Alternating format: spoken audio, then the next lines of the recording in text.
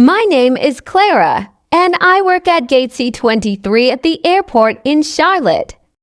It's not the most exciting job in the world, but it pays the bills, and I like people watching them, talking to them, helping them when I can. Airports are strange places, aren't they? Everyone's coming or going, in a rush, holding tight to goodbyes or clinging to the hope of reunions. I see a lot of emotions every day, tears, laughter, nerves, but there was one moment that stayed with me more than any other. It happened on a cold morning in late November, just before Thanksgiving. It was a slow start to the day. The coffee in the break room was weak as always, and the sky outside looked like it hadn't made up its mind about rain. I had just finished helping a family with small kids get to their connecting flight when I noticed her. She couldn't have been more than 20. She wore a military uniform, the kind you see on TV, camouflage, boots, a heavy backpack slung over one shoulder. She stood near the corner of the terminal, near the big window, staring out at the runway. Her shoulders were shaking. I watched her for a few seconds. People walked past her without a second glance, too busy with their own lives. But I saw her hand wipe at her face, and something in me said, "Go," so I did. "Hi there," I said gently, approaching her. "You okay, sweetie?" She turned quickly, like I'd startled her. Her eyes were red, tears still fresh. She tried to stand straight, tried to smile, but it didn't quite reach her eyes. "I'm fine," she said, voice small and trembling. "Thank you." I didn't believe her, not for a second. But I knew better than to push. "Long trip ahead," she nodded. "I'm headed to deployment, first time." There was silence for a moment. I didn't know much about the military, but I knew enough to understand how heavy those words were. "Where to?" I asked, my voice soft. "Qatar." But after that, who knows, she said, shrugging like she was trying to pretend it didn't matter. My unit's being rotated out. Her hands were trembling. I noticed she was clutching a small photo in her hand, just a tiny thing, creased and well-loved. A man and a little girl were in the picture. The girl had pigtails and a wide smile. The man looked proud, his arm wrapped around her tiny shoulders. "Your family?" I asked. She nodded again, and this time, she couldn't stop the tears from falling. "That's my husband and daughter," she whispered. "She just turned 4 last week. I missed her birthday." I felt my heart crack a little. I reached out and gently touched her shoulder. "I'm so sorry," I said.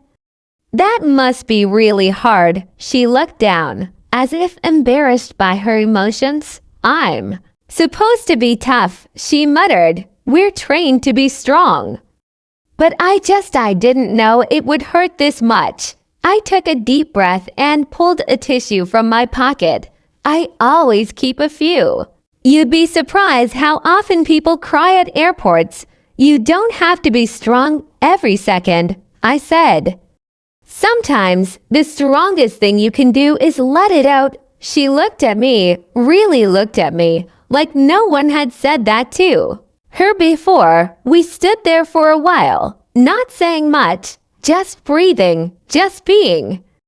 Eventually, she told me her name, Private First Class Emily Harper. She said it quickly, like it was a title she hadn't quite grown into yet. "I'm Clara," I told her. "I'm just here to make sure people get to where they need to go. But sometimes I think I'm supposed to help in other ways too." She smiled at that. "A real one this time. I think you already have," she said. The announcement for boarding came, and I watched her square her shoulders and wipe her eyes. She turned to me and said, "Thank you." I didn't expect kindness this morning. I just felt so alone. "You're not," I said, "even when it feels that way." She gave me a quick hug, a tight one that said more than words could. Then She walked away toward her gate, toward whatever came next. I didn't expect to see her again. 2 months passed. Winter set in, and the holiday crowds came and went. Life moved on. I thought about Emily sometimes, mostly when I saw other young soldiers. I wondered if she was okay, if she'd made it through Christmas, if her daughter missed her as much as she missed her little girl. Then, one morning in January, there was an envelope waiting for me at the customer service desk. It was plain and white, no return address, just my name written neatly in blue ink. Inside was a folded letter and a photo. My hands trembled a little as I opened it. The letter read, "Dear Clara, I don't know if you'll remember me. I was the crying soldier at Gate C-23, heading to my first deployment. You probably see so many people every day that we all blur together, but you didn't blur for me. That morning, I felt like I was drowning. I had just left my daughter and husband at the security gate. My little girl had clung to my leg and begged me not to go. I smiled for her, but when I walked away, something inside me cracked. I thought, I'd never stop crying. Then you came. You didn't ask too many questions. You didn't rush me. You didn't tell me to be strong or suck it up. You just stood there and made me feel human again.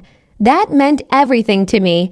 I wanted to write sooner, but it's been busy. I'm safe. My unit is doing okay. We're counting the days until we come home. I've kept that moment with me like a little light. When it gets hard, I remember your voice. Even when it feels that way, you're not alone. You gave me more strength than you'll ever know. I'm enclosing a picture my husband sent last week. It's of my daughter, Lily, wearing my old army cap and holding a sign that says, "Come home soon, Mommy." I thought you might like to see the face you helped me carry through all this. Thank you, Clara, for seeing me.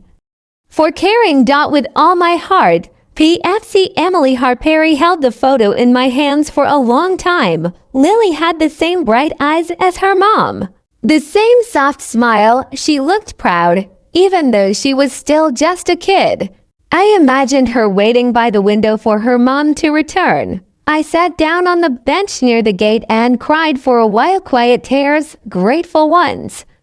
Not because I'd done something big or heroic, but because I'd taken a moment to care. Because I'd reached out when someone needed it. And that small act had rippled out further than I could have known. Sometimes we don't get to see the results of our kindness. Sometimes we give, and it feels like it disappears into the void. But every now and then, life sends something back, a letter, a photo, a reminder that what we do matters. That morning, I pinned the photo to the small corkboard behind the desk, right next to the employees of the month and the airport evacuation map.